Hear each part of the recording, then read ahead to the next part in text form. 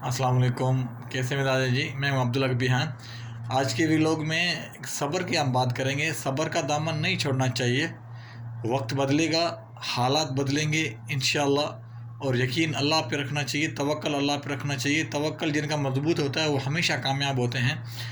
और जिससे भी कई भी गलती हो जाती है, हमसे गलती हो जाए तो हम इब्लीस की तरह, शैतान की तरह डटे नहीं रहें।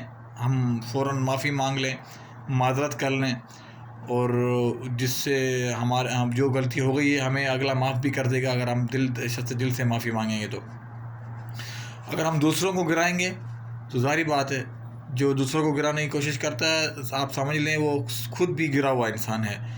इसीलिए अपने दिल में दूसरों के लिए इज़्ज़त एहतराम रखिए, और अल्लाह ताला आपको अपने महबूब के सदके गैब से आपकी मदद करेगा।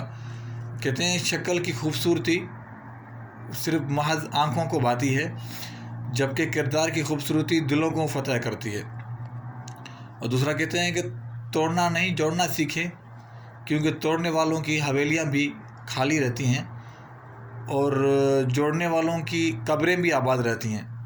ये एक मिसाल है, और इस मिसाल आप समझना चाहिए कि जो जोड़ने वाले होते हैं, माफ़ करने वाले होते हैं, लोगों की मदद करने वाले होते हैं, लोगों के लिए दिल में इज़्ज़त रखने वाले होते हैं, वो हमेशा उनके आसपास में अच्छे लोग जमा रहते हैं। वो लोग जमा रहते हैं जिनकी किसी न किसी ने मदद की होती है, जिनके लिए दिल में इज़्ज़त एहतराम होता है।